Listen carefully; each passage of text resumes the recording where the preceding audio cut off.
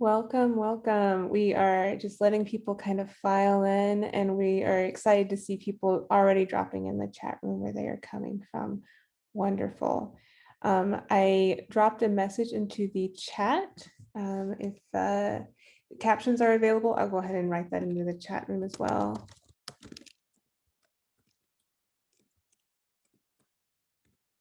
And you can grab the captions by clicking on the CC at the bottom.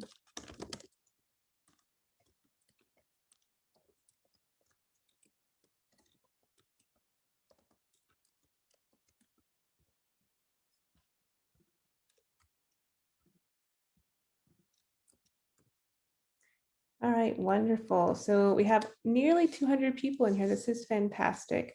We're going to wait about one more minute just to let people kind of file in, and you can continue to let us know where you are zooming in from. Wonderful. So we have people from Ohio, ties to NOLA, fantastic. We have lots of people from California, fantastic. Wonderful, wonderful. Flint, Michigan, fantastic. Colorado, great. Wonderful. We'll give people one more minute and then we're going to go ahead and get started. I'm going to actually put up my screen, and if I could just get someone in the chat room to tell me if you can see my screen or what you see, that would be great. So let me go ahead and share my screen and see what people are seeing. Okay, so can people see my screen? All right, fantastic. Yes, yes, yes. I like all the yups. Awesome. Fantastic. All right. So I see that someone has raised their hand. In just a moment, I'm going to introduce to you some people who will be able to answer questions if they have them. All right, fantastic. We are going to go ahead and get started. We're about 6 minutes into our session. So welcome, everyone. We have nearly 200 people joining us today, and that is wonderful. We're so happy that you're all here. My name is Lisa Cantrell. I'm the executive director of an organization called Capital Storytelling. We're a nonprofit that it's based in Sacramento, California. I am personally sitting in Virginia right now, and we are national at this point and also international. And as you can see in the chat room, people are joining us from all over. Wonderful. I want to introduce you to a couple of folks who are also panelists today so that you can know how to get any sort of support if you need it during the webinar. So with us, we have Meghna Bhatt, Penny Parson, and John Aubert. They are panelists. I know that some of them don't have their cameras on, and that's totally fine, but they are here to support you, and they have their name, and then they have Capital Storytelling right after. So if at any point during today you have a question or you have some issues with tech, anything at all, I will have a hard time monitoring the chat room, so don't send it to me because I don't mean to not respond.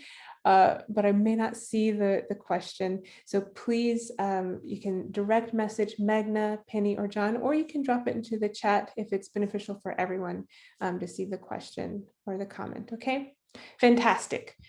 All right, so like I said, we are a nonprofit called Capital Storytelling, and the reason that we exist is because we believe that storytelling can indeed change the world. Okay, we use storytelling to foster empathy, connection, and compassion, and to empower individuals. And we do that through true personal storytelling. Today, we are going to talk about how storytelling can change our society, how we can use it for social change. And I'm going to start off right off the bat by giving you a demo here. Okay, so on my screen here, you see Joseph Santiago. So this is Joseph. Okay, he's the fellow on the left. Joseph Santiago, this is actually him and his partner in a picture that he took. And here's what I want you to do.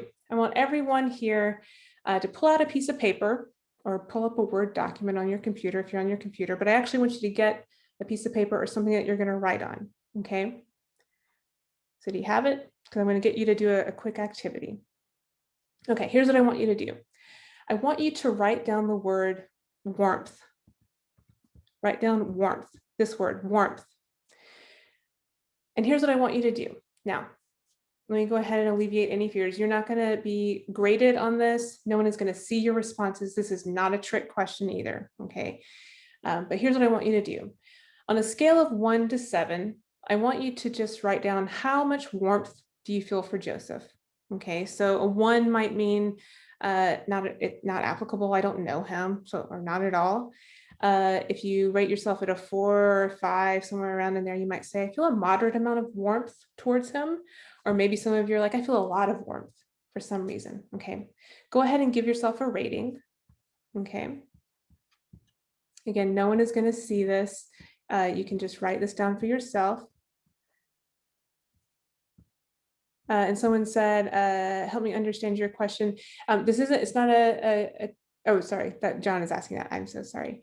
And someone said that nobody is on camera, and that is true. Nobody in the, no one in the webinar is on the camera except for me. Okay.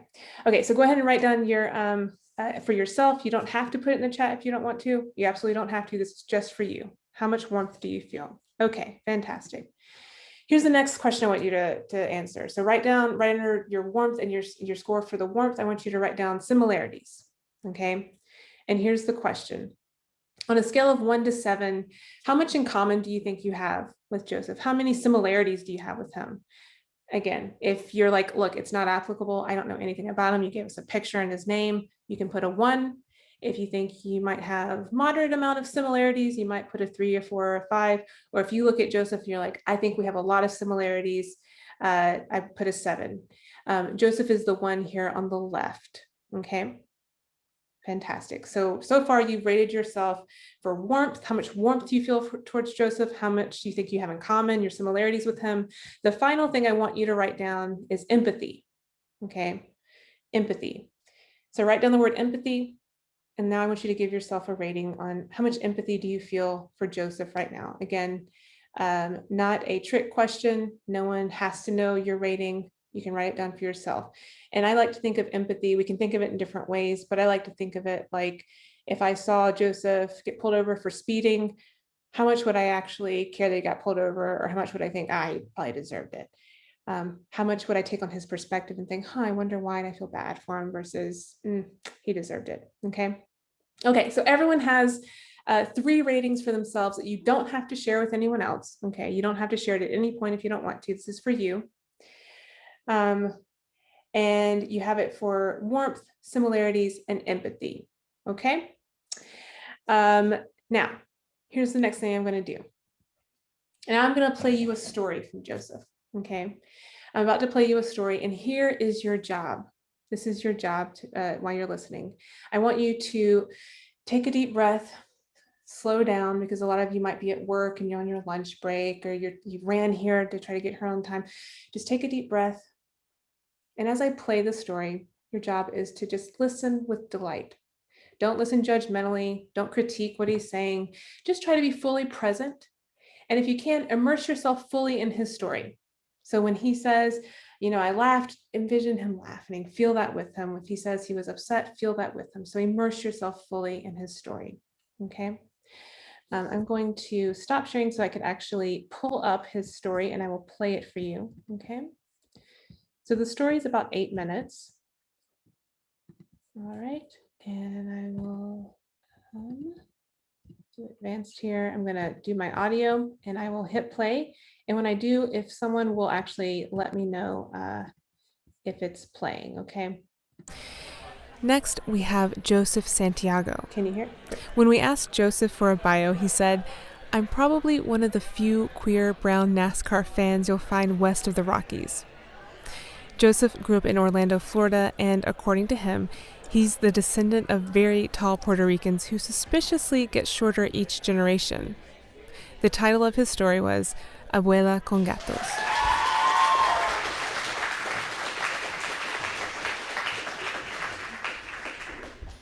I'm a recent transplant from Orlando, Florida to Sacramento, and very typical Puerto Rican from Orlando. I grew up in a large family, and everything in my family was a lot of twos. My mom and dad were together a lot, my brother and sister were together a lot, and my grandma and I were together a lot. We were very, very close with each other.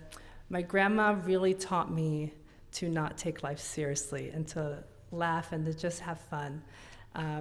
She spent 30 years working in a hospital, and so she cleaned the craziest situations and, bloodstained sheets, and she's like, you know what, they live and they die, what are you gonna do about that? But that's some sound logic, Grandma. And one of the things that she did taught me was she loved to play pranks on me. She would hide behind doors and just pop out of nowhere and scare the shit out of me. Or one of my favorite things that I remember, we lived on a 2-story house, and she would grab a pillow and she would grab a couple shoes and she would throw them down the stairs and scream like bloody murder. And me and my siblings would be on the couch like, holy shit, Grandma just fell down the stairs. Oh my God. And she's like, I'm not dead yet. I was like, oh my God, Grandma, you are dark-sided. But I loved it, and I loved every moment of her. And one of the first pranks that she ever pulled on me was I was hanging out in her apartment one day, and she beckoned me over. We were just, I was skipping school, we were watching Price is Right and some novellas. I was like 8 years old, and she's like, ven acá, mijito, come here. And I was like, oh God, Grandma wants me. She's like, give me a hug. And I was like, okay. So I go over and I give her a hug, and she whispers in my ear, she's stroking my hair, and she's just like, guess what? I'm like, what? And she's like, I'm pregnant. And I was like, what? Okay, sure. I'm gonna have more siblings. This is awesome. And then she leans over and she's just like, with cats. And I was like, dope, awesome, still siblings. And this just happened to be around the same time that we were doing family trees in our elementary school. So I remember, that same week we're doing our rough drafts for our family trees, and little Timmy and Ashley, they're just like, oh, this is Mom, Dad, me, and my brother, done. And I was just like, not today. I'm going in. So I make mine, I'm just like, okay, this is Titi Yeti, Leti, Neti, Bobby, Usibea, like everybody's on here, great uncles, great parents, everybody's on there. And I get to my grandma's picture, because we're all drawing little pictures for everybody, and I draw a big stomach, and I put a cat in her stomach, because I'm not gonna leave anybody out. And so I march over to the teacher, and I'm just like, here you go, this is my rough draft.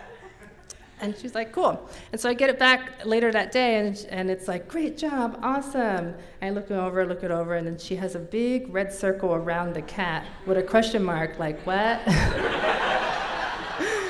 And I'm just like, oh, man, I'm thinking this over. I go back home that day, and I'm just like, what is going on here? I don't understand why she's circling shit. And so it dawns on me, and I'm just like, okay, I know what to do. And I raid my sister's desk, and she happens to have, if anybody's here grew up in the 90s, she has a big drawer full of Lisa Frank stickers, which are just like when you look at your dog, but you're on acid, and they're just like, wow. And there's rainbows and butterflies everywhere. It's really cool. I love them. And so I'm like, okay, dope. So the next day, we're presenting our final drafts of our family trees to everybody. And so I'm up there. I must have had some help because it was at least 6 construction papers worth of family. And so I'm here, and I'm just like, oh yeah, this is my great-grandparents, this is my mom and dad and me. And I get to my grandma. I'm like, this is Grandma, and these are my cats. These are my sibling cats. And there's 17 Lisa Frank cat stickers on there. And all the other kids are just dying laughing, and I'm just like, I don't give a shit. I'm just like, woo, I'm gonna have cat siblings. And I look over, my teacher is just head down, just oh, these dumbass kids. So I triumphantly leave the classroom, and I get into, it's the end of the day, I get to my mom's car. My mom is driving, and my grandma's in the front seat, and I'm in the back seat, and I'm just like, Mom, you won't believe. And I tell her the whole story. And my mom is darting eyes at my grandma, like, I fucking know what you did. My grandma's trying hard not to laugh. It was amazing, and it was the first prank she ever pulled on me. Much later in my life, in 2017, my grandmother was much older. She had just reached her 89th birthday, and she had suffered a stroke. And at this time, the stroke she had really debilitated her, where she had to go to hospice. And she was starting to forget how to speak English. Even though her whole life she was bilingual, you kind of revert back to what you know, and she was just pretty much speaking in Spanish at this time. So I went back home. I was living in New York at the time, and I went back home to Orlando to celebrate Thanksgiving. And we made an amazing feast of benin and all these wonderful Puerto Rican dishes, and coquito, which is like Puerto Rican hard eggnog. Look it up, it's so delicious. And we brought everything, and we went to Grandma. We had Thanksgiving with Grandma at the hospice care. We were all enjoying our feast, and I've always been self-conscious about my Spanish because it's not great, but this was the end soon, and I started to feel that with Grandma. So as we were hanging out there, I went up to her, and I was just like, "Hey, Grandma, ¿eres embarazada con los gatos?" She said, "Are you pregnant with the cats?" And very softly, with a lot of effort, she just said, "Meow."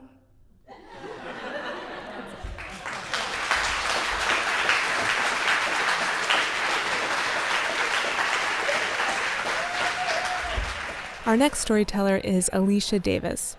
Alicia is a comedic essay. Okay. So what you just heard, that was Joseph Santiago. I'm going to reshare. I see that someone's asking for a transcript. There is a transcript. There's captioning on the bottom of our screen right now that is available. And I will also, we have a transcript actually to Joseph's story on our website as well.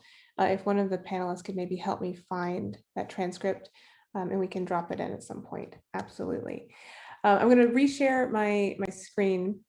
So what you just listened to was Joseph Santiago telling a story. Okay, and Joseph, if you remember, is the fellow on the left that you see here. And remember, you did that activity in the beginning where I asked you to rate yourself on how you felt about Joseph, not knowing a whole lot about Joseph. So here's what I'm going to do. I want you to re-rate yourself. Okay, so here's what you're going to do right there on that same piece of paper. If you did the activity beforehand, if you're just joining us, great, no problem. We had everyone do this activity, and now they're going to do it again. So now I want you to go back to where you wrote the word warmth and rate yourself again. You don't have to put this in the chat room, it's just for you. Ask yourself, how much warmth do I feel towards Joseph now after hearing that story? Non-applicable, not at all.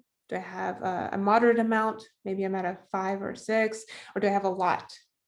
So go ahead and give yourself a rating for warmth for Joseph. Okay, now after having heard the story, and you can change your rating, you can change it from before, okay? And now rate yourself on how much do you think you have in common with Joseph? Do you think you have similarities with Joseph? Do you think you'd have something to talk about if you sat down over coffee with Joseph? You can rate yourself on a scale of 1 to 7 again down here at the bottom. So 1 being not at all, no similarities, nothing in common. A 4 being like a moderate amount, or 7, a whole lot of things in common. Again, you can change your score from before to now, okay, if you want. All right, and the last thing I want you to rate yourself on is empathy. How much empathy do you feel for Joseph now hearing his story? Again, empathy can be thought of in a lot of ways. I like to think of it like, you see someone get pulled over by the cops for speeding. How much do you actually feel for that person versus you say, they deserved it. Or if you see him walk out of the grocery store, drops a bag of groceries, has too much he's carrying in his hand, how likely are you to potentially stop and help or to feel for him? So go ahead and write down your empathy level. So scale of 1 to 7. Okay. So hopefully everyone has been able to rate themselves before they heard the story and now after. And let me ask you a question. Did your feelings change? Why or why not? Okay, you don't have to answer in the chat room if you don't want to. I want you just to reflect for yourself. Did your feelings change? Okay. Did your feelings change? And someone said they lost sound. Did anyone? Okay, so people can still hear me. I just want to make sure you can hear me. Okay. If your feelings change, well, I'm actually going to let you know that, let me back up and tell you this. We know from psychological research, and I'm going to share some of that data with you today, that the majority of people will actually shift after they hear a story. The majority of people will shift. So they might rate themselves like a moderate amount, and over time, they will shift a little towards a higher end. So they might feel a little more empathy. They might feel a little more warmth. They actually will begin to see more similarities in themselves. If we ask someone, do you want to sit down and have coffee with Joseph before they hear the story, they might say, I don't know, I don't have a lot in common with them. After they hear the story, they might say, yeah, I would have things I could talk to him about. So hearing a story actually shifts people in terms of how they feel. Why is that? Storytelling allows us to see one another's humanity. Okay, so when you hear someone's story, you actually begin to see them as an individual. Okay, so before, when you just saw Joseph's photograph, you might have had a lot of categories activated for yourself. You probably recognize his gender, his race, his age. We know his orientation because where he's standing, and he actually told me, this is me and my partner. So you might have a lot of categories activated, but when you hear him tell his story, instead of just thinking about all the categories he might belong to, you actually start to see him as a complex individual with his own lived experiences. So storytelling does something really unique for us, and it allows us to see someone as an individual. And I think because it allows us to do that, it can actually change our world. If we're able to see people as individuals, as opposed to all the categories they might belong to, it can potentially change how we feel about them. And I will show you data today showing that it does change how people feel in general after they hear a story. And if you change how you feel about an individual, it can actually change how you treat another person and have different, and it can have an impact on how you might vote in elections, or how you might work to dismantle inequities in our society. Okay. Why does storytelling do this? Storytelling at its essence is perspective taking. Okay, so when you hear someone tell a story, so when you heard Joseph tell his story, whether or not you realized it, you were actually taking on his perspective. You were walking in his shoes for those 8 minutes. When I said, just listen, some of you might have even envisioned what was going on. You envisioned him in the classroom, opening up his construction paper family tree. You envisioned him looking at his teacher, you envisioned him with his grandmother. And then as he told towards the end about his grandmother getting very sick, you might have envisioned him there with his grandmother by her bedside. You took on his perspective. For those 8 minutes, you walked in his shoes. And research tells us that perspective taking is incredibly powerful. It is like a superpower. Here are the things that perspective taking does. And I'm going to list them out for you, and then I'm going to show you the data supporting all of this. When you take on someone else's perspective, it makes you think more positively about that individual, and in fact, whole groups of people. Just taking on someone's perspective will make you think more positively about that individual and the whole group that they might be a member of. Taking on someone's perspective also makes you empathize with the person. I will show you data supporting this. When you take on someone else's perspective, you empathize more with them. Perspective taking also reduces negative biases and prejudices, and I will show you a few different studies showing this. This is huge. I want everyone in the world to know about this research, that when you take on someone else's perspective, when you actively simulate what someone else is thinking and feeling, it actually reduces your own biases and your own stereotyping. Huge.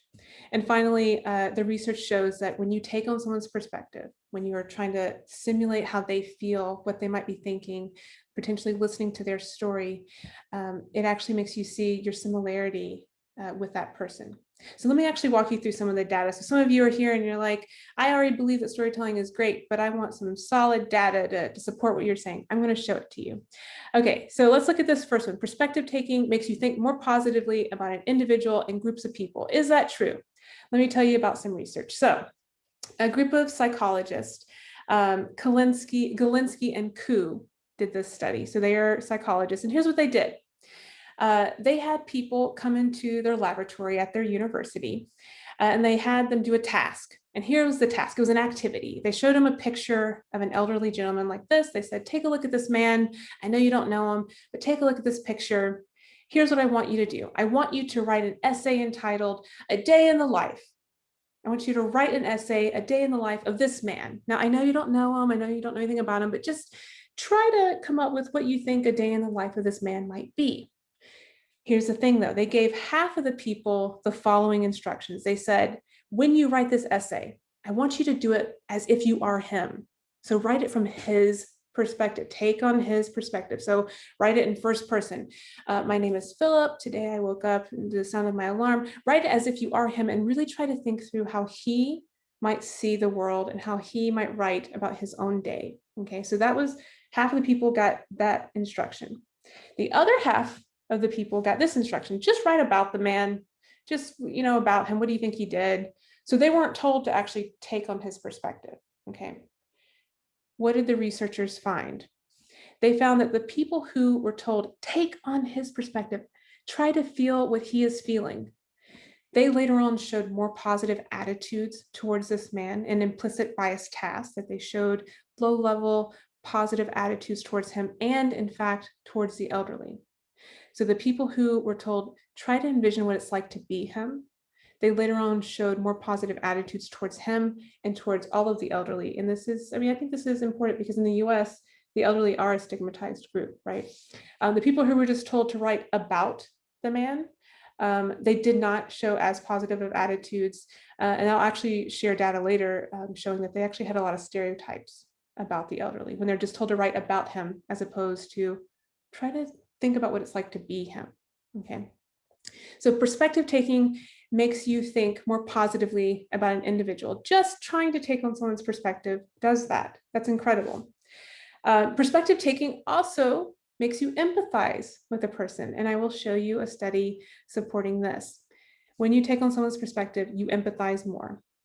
Here's what some researchers did. This was a study that was conducted in the 90s, and that's important because in the 90s, as many of us know, was the height of the AIDS epidemic, and people with AIDS are still highly discriminated against. But during this time, it was a lot of fear and a lot of open hate and discrimination. And here's what they did in the 90s. They brought people into their laboratory. This was Batson and colleagues. They brought people into their laboratory and they had them sit down and listen to a recording of a woman who just told about her struggle with AIDS. She just told a story. She said, this is what I'm experiencing. This is what's happened. Here's how it feels. Okay. And they told half of the people this instruction. They said, I want you to imagine what she's feeling. Kind of the way I did in the beginning with you and Joseph. I said, imagine what he's feeling, really immerse yourself. They were given that instruction, immerse yourself. Try to take on her perspective. Ask yourself, what does it feel like to be her? Okay, as you're listening. The other half of the people who listened to this story, they said, I want you to listen objectively. In fact, distance yourself. Don't get too swept away in her emotions. I know it's emotional, but listen very objectively. Don't get too caught up in how she's feeling. Try to distance yourself. Okay. What did they find? Everyone listened to the same story, but the people who were actively listening and taking on her feelings, they showed more empathy and more positive attitudes towards her, and in fact, towards all people with AIDS. They showed more empathy. What this means is that not just listening to a story, but really listening non-judgmentally, immersing yourself in someone else's feelings and their perspective can make you feel more empathy for them. Okay. So here's the two things I've showed you so far. We've talked about perspective taking, making you feel more positively about an individual and a whole group of people, perspective taking on their perspective, really immersing yourself in how do they feel can make you empathize more. What about this? Reducing negative biases and prejudices. This is huge. This is critical. I don't have to tell anyone in this room that we are in a moment of a social reckoning, I think, with race, and we have for a long time been living with racism, and I think a lot of phobias, transphobia, homophobia, ableism in this country. And we have a lot of biases and prejudices, and that goes for everyone in this room, myself included. We internalize these biases, we internalize these stereotypes, and one step is to just become aware that we have them. But then how do we actually begin to combat those biases and those stereotypes and those prejudices? What can we do to reduce them? There's research showing that taking on people's perspectives, listening to people's stories, immersing yourself in their stories can actually do some of this work. And I'll show you data on that, okay? Okay, so here's a study that I really like.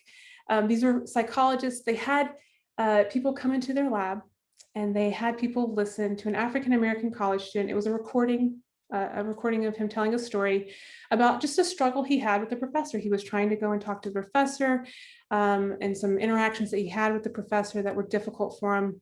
So they just listened to this 5-minute story. And now half of the people were told, I want you to imagine what he is feeling. So as you're listening to him tell this story, imagine how he's feeling. If he says, I'm upset, feel that with him. If he says, I'm angry, feel that with him. If he says, I'm hurt, feel that with him. Imagine how he's feeling, take on his perspective.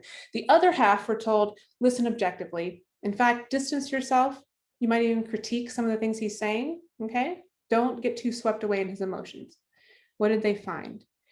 Just like in the previous study that I showed, the people who imagined what he was feeling, they actually felt more positive about him, but also they showed reduced stereotyping. So they did implicit bias tasks. So some of us have heard about implicit bias tasks. These people, when they were given an implicit bias task, showed reduction of stereotyping against African-American men, a highly discriminated group, a highly stereotyped group. And they also showed a reduction in anti-Black attitudes. I want to be clear. These people that came in to this study, none of them were openly bigoted. None of them were openly racist. They all carried with them biases, implicit biases, and attitudes that we pick up from our society. When the people were told to listen to his story and to imagine how he was feeling, they later showed a reduction in those stereotypes and those biases and those attitudes. That's huge. This study, I also want to bring up this study again too. This was the one that I showed you in the beginning. It was a perspective taking task where they said, hey, write an essay about a day in the life of this man, either take on his perspective or just write about him. I just want to raise what I told you in the beginning was that people who took on this man's perspective, they showed less stereotyping. Okay, so both of these studies are showing that when you try to take on someone's perspective, you show less stereotyping, your attitude changes, your biases are reduced, your negative biases are reduced. And the last little bit of information I'm going to give you, they did a very similar study now with an African-American man. They said, write about a day in the life of this man. I want you though to envision like what it would be like to be him. So write it from his perspective, actually try to simulate what it would be like to be this person, or just write about the man. And again, time and time again, they find the same thing, that when you try to take on someone's perspective, when you, instead of distancing yourself, when you actually say, what would it be like to be this person? What would it feel like? Can I walk in their shoes for a moment? They show a reduction of negative attitude. And they actually showed perspective taking created less stereotyping of this man and of the whole group of Black men. And also in the study, they found that the people who took on his perspective, they actually began to report that they saw a lot of similarities with themselves and this man. And that was regardless of their own race, gender, religion, and ethnicity. Okay. So far I've shown you that perspective taking makes you think more positively about individuals and groups of people. Just trying to take on someone's perspective, just attempting to take it on, okay, makes you think more positively about them and a whole group that they might belong to. Just trying to simulate and understand someone's perspective makes you empathize with that person. And we see it in the scientific data. Just trying to take on someone's perspective reduces negative biases, stereotypes, and prejudices. And finally, taking on someone's perspective actually makes you begin to feel like, well, I have something in common with this person. And what I want to argue is that storytelling is perspective taking. It is one of the unique modes of perspective taking, because when you're listening to a story, if you're listening delightedly and non-judgmentally, you are actually taking on that person's perspective. Okay. Does this have any real world implications? Because right now I've told you all this stuff and some people are like, but you told me about stuff they do in the laboratory and that's kind of weird. Like I know psychologists, bring people into the lab and probe them, but does it actually work in the real world? It does. It has huge implications. So this is a cool study that was published in 2020. In 2018, I think it was 2018 or 2019, there was a referendum on the ballot in Florida for transgender rights. Okay. And some psychologists did the following. They sent out canvassers to talk with potential voters in Florida about transgender rights. So the rights of transgender folks. And they did one of two things. Either the canvasser went door to door and just gave statistics and numbers and said, here's how many people this will affect. It'll have a negative impact on this many people if you vote this way versus voting this way. And then other people got to hear a story from a person who was transgender. So the person actually said, here's my lived experience. This is what I've experienced in life. And they got to hear that, okay? What did the researchers find? They found that hearing a story, not just getting all the numbers and the stats, but hearing a story from a transgender person increased individual support for trans rights in this campaign. This is huge. It actually has a ripple effect. It not only changes how someone feels individually about people in the world, but it can actually have an impact on how they will work to create equity and dismantle a system of oppression. Okay. All right. So listening to a story can cause you to take on another person's perspective. And when you really listen non-judgmentally, so not just having someone tell you the story, but saying, I'm going to listen. And instead of think of all the things I want to counter argue, I'm just going to try to take on your perspective and feel what you're feeling. It can have huge implications.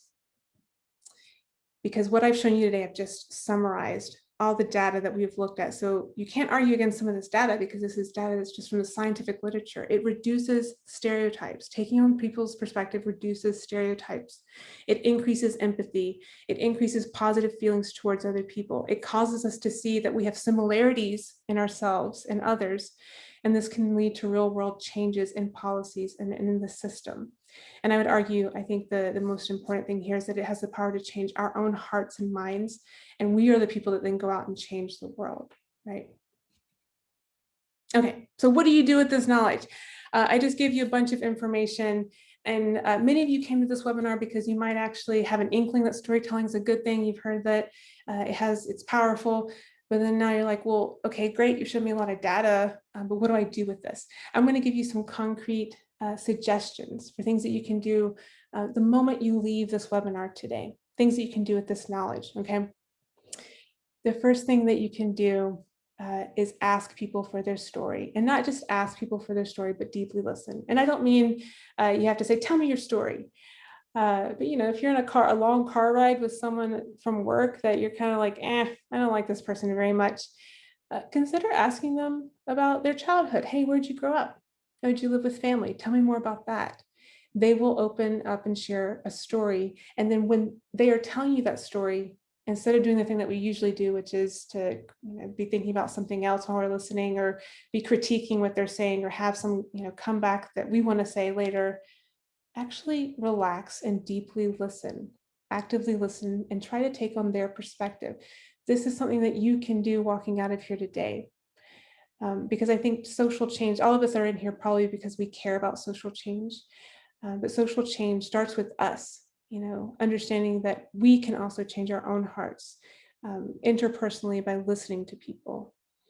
Along with that, this is a two-way street. Share your own story with others. There was a woman I was talking to recently in a storytelling group, and she recounted a story of in her work. There was a person there at their work that was kind of a rigid person, and she herself had her own opinion about this person, and she kind of thought certain things about this person and like not super positive things about the person. And she said, they told a story one time. They just openly told this story, and it totally, I was blown away. I didn't know that this event had happened in this person's life. And it actually changed how I felt about that person at my work. I changed my own heart because of what they said, because I listened to them. When you share your story, it will change how people feel about you, and it could change how they treat you. Okay. So the first two concrete things that you can do with this information is ask people for their story and then listen, take on their perspective.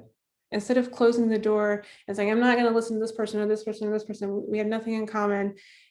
Actually leave the door open, ask them for their story and listen, and then share your own story.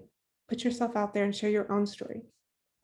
That's something that everyone can do. If you want to go the next level, because you're here and you're like, yeah, I believe in all that, but I actually want to go out into my community and make an impact, then you can create story sharing spaces. So sometimes people call these story circles, is kind of the buzzword now, story slams or open mic storytelling, spaces where people can get together and share stories with one another. You could do this in your work, or if you work in an organization, you could do this in the organization or in the community. Create story sharing spaces. And if you need support doing this, I'm going to tell you about we have a workshop coming up. We can actually support you and help you to do this in your place of work, in your community. Okay. Create story sharing spaces where people can come together and share. Here is a plug for our organization, but it's because we deeply believe in it. You can also invite Capital Storytelling to come and help you do this work. Okay. We go into hospitals, we go into libraries, community organizations, government groups, and we actually do workshops that are intended to open people up to their own stories, to discover their own stories, and to then create space where people can share with one another in a non-judgmental, compassionate space. We would love to come help you do that. You can email us. I'll give you email information later if you want to invite us to do that. We would be happy to support you in that. Finally, you can go another step up. You can use personal stories in your content materials, promotions, and writing. So some of you might be working for organizations where you do advocacy work, and it is absolutely true that you should be giving statistics on how many people are being affected by whatever issue it is that you deeply care about. But we know from research I didn't even share with you today that numbers don't work. When you want people to really change their behavior, to act, to do something different in the world, you have to give them a personal story. You actually have to give them something that is individual, that is emotional, that pulls on their heart. Okay, so use personal stories alongside the statistics and the numbers that you might use. Okay. All right, I told you I would give you some information on if you want to learn how to create these story spaces. We have a 2-day workshop coming up. We would love to support you in this. I think John is going to drop a link in to our chat room for this workshop. This is a 2-day workshop. If you never want to participate in any of our workshops, that is absolutely fine. Okay, I just want to let you know about some opportunities that we have. In this 2-day workshop, the first day is just straight up a storytelling workshop. You come in and you get to experience what it is like to be in a workshop where you're given space to reflect on your own stories, understand the meaning for you. And then you're given an opportunity to listen to other people's stories and to see what that feels like to listen and to share. Okay, that's day 1. Day 2 is for people who are like, I want to learn how to create that because I want to take that into my community. So that's what day 2 is. It is how to create that same kind of storytelling space that you experienced on the first day. It's a 2-day workshop. You can show up just for day 1 if you want, or you can sign up for both days. And it is online. It's virtual. Okay. And we would love to have you. And there's scholarships available. If you don't have the funds to do this and you want to participate, or you want everyone in your organization to participate, we have scholarships. So please let us know and we'd be happy to support you financially on that. Okay. Okay. I'm going to give you just a couple of more opportunities, and then we're going to do a reflective activity before I leave you. Okay. Some more opportunities. This right here, these are just some opportunities we have at Capital Storytelling if you are interested in learning more about storytelling and using it. We have an oral storytelling 101. It is captioned. There's caption available for it as well. if you are deaf or hard of hearing. It is, right now, we have a coupon that we're giving to attendees today so that you can take that class for $40. It is a pre-recorded class. You can take it at any time. The coupon is Tell Your Story. So I'm pointing to it right here. You can screenshot this if you want. This is the coupon you can use, and you can enroll and take this class for $40. John will drop that link, and John is going to be dropping these links into the chat. We also have another workshop coming up next weekend. It's a 2-day workshop. Penny Parson is actually teaching it. She's one of the people that's on the panel today about playing with story structure. So not only do we train people on just how do you discover stories from your life, but we also train people on how do you make it compelling. And so she'll be teaching a story structure class. It's a 2-day workshop. Scholarships are available if you don't have the financial means to take it. This right here is that workshop, the Discover Your Story and Facilitating Story Circles workshop that I just told you about. We'd love to have folks in it. And then finally, I want to share with you that we have a open mic that we do every month, because we really do, we practice what we preach. We create spaces where people can come together and share stories. It is donation-based. It is free if you cannot pay. It's an open mic true storytelling event. It is virtual. All of this is virtual. Our next true story open mic is this Saturday at 5 p.m. And we're so excited. We have a guest storyteller, Lily B., who is fantastic, wonderful, wonderful. And she's going to be sharing a story on Saturday. We would love to have y'all. And I think John has dropped that link. We would love to have you. Okay. And you do not, I see one of the questions, you don't have to complete a workshop to do the open mic. If you want to take playing with stories, the only one of these things that has like a prereq to anything, this playing with story structure class, you have to have taken this class first, or a class with this, okay? But we always have scholarships available to try to break down any barriers that you might have, okay? Okay, I've given you lots of information and opportunities. The final thing, oh, one more thing. We also have a workbook. Sorry, I'm dumping a lot of information on you. We have a workbook, same coupon code. Screenshot this if you want this information. We have a workbook. If you use that same coupon code, you can get $15 off of that workbook as well. It's a phenomenal workbook that actually people have called it life-changing, because it not only helps you tell a story, it helps you discover meaning in your stories. Okay, all right. Now we're going to slow down and do that final activity that I want you folks to do before I leave you. Okay, so take a deep breath. I know I've squeezed a lot into this hour, but here's what I want you to do in the final few moments. I want you to write down one thing you've learned today, just one thing that you've learned today, okay? So take about 30 seconds. I'm just going to give you about 30 seconds to just write down one thing that you've learned today from this webinar.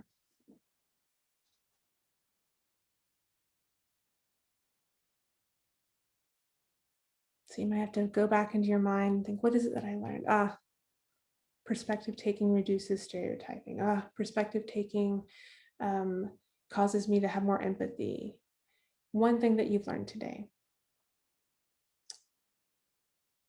And then the second thing is whatever it is that you just said you learned. How can I take that thing that I learned and do something with it? So that it's not just something I learned and I walk out of here today. What is it that I can do with that thing I've learned? So I want you to think or write down one commitment that I'll make today to use this information. Okay. One thing, one commitment that I will make so that I don't just let this information sit in my head, but I'll take it out into the world. One thing that you can commit to doing, be it I'm going to ask people their story, I'm going to actually listen, or maybe it's, I'm not going to defriend people on Facebook anymore because I want to keep open lines of communication to take on perspective, whatever it is. What is the one thing that you can commit to? Fantastic. I see some people writing things, and I'll work on sharing more of my story and hearing other stories. Fantastic. I'm committing to more open listening of others. Fantastic. Storytelling changes listeners. Absolutely. And then I see I want to make my stories more powerful as I learn how to share to create change. Absolutely. Fantastic. Fantastic. This is where we will end. If you want to drop any of those things, information in the chat room, please do. Being aware to listen. Fantastic. Absolutely. And I'm going to put up on here just some final information if you want it. Some of you probably have never been to our website. You might have seen this posting somewhere else and just gone to the Zoom registration. Fantastic, wonderful. But we have a website with resources. Some of the resources are free. Some of them have a cost, but we always provide scholarships for anyone. We also have Instagram. We would love for you to follow us there. We try to post any happenings there on our Instagram. And you can also email us. So if you have any questions, if you want to follow up about anything, or if you want to invite us for anything, or if you just need support in doing work in your community, we would love to do that. capitalstorytelling@gmail.com. I get those emails and I will respond to them. Okay. And this is all that I have for you folks. I will be sending a link to this recording with you. And I saw someone ask if they can share the recording. Absolutely.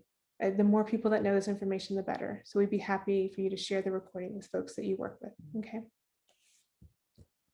All right. And with that, folks, I'm going to leave this up here, but you're free to go into the world and use this information for good in the world. But we hope to hear from you soon. We hope that maybe you'll show up for our Saturday open mic. We'd love to have you at any of our workshops. We'd love to have you at any of the workshops, but don't be a stranger, okay? Fantastic, fantastic, awesome. Yes, please do share it. Yep, I see all the information here. Fantastic. And someone asked how the open mic works. If you go to our website, I see this, it's JS asking. If you go to our website, we have information on how it works. You can anyone can attend and watch. You can just go to the Zoom link and attend and watch. If you like to sign up, you can sign up starting 25 days before the actual event. So you could sign up for this Saturday. I think we have one spot still open, and we have a form on our line that you click on and you just fill out the form, and it's first come, first serve. So we take the first 5 people and then we have a wait list afterwards. Okay. Fantastic. And Anne says, could you explain in more detail the difference between story structure and the Discover Your Story workshops? Yeah, absolutely. So we have a series of workshops that we've been calling Discover Your Story workshop. And so I know you saw that was a day 1, day 2, Discover Your Story, and then the facilitating storytelling.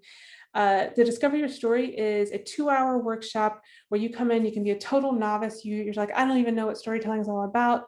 And you can come in and discover a story from your own life. You'll be given reflective prompts. You'll be able to write out your story and then see what it's like to share that story with someone else and to listen in a very compassionate, safe environment. We work really hard to make it safe and compassionate. And then we share out in a larger group if people want to. So that is the Discover Your Story workshop. The story structure workshop that Penny will be teaching, it actually requires some level of knowledge about storytelling, meaning you should have taken some class before, either one of our Discover Your Story workshops or our 101 class that we offer online that you all have a coupon for now. So that when you come into the story structure class, you have some kind of foundational knowledge, and then you can go beyond a bit and then start to think about structure of a story. I hope that's helpful. Yes, can I arrange to have a private Discover Your Story workshop for the Justice Leaders Fellowship program that I run? Fatima, absolutely. Please email me. So if you email capitalstorytelling@gmail.com, we would absolutely love to do that and support you. Okay. And I apologize if I've missed some of the chats here, but if you have any questions, I'm leaving this slide up here so that people can screenshot it and get the information if they need it. Please email. I respond to all the emails. Okay. All right, folks. I'm going to stop sharing, and we will see you all later. Okay. I'll leave the room open for another couple of minutes because I see some people are actually still emailing, chatting a little bit, and I just want to make sure if people want to connect with anyone in the room that they're able to do that. Okay. Yeah, absolutely.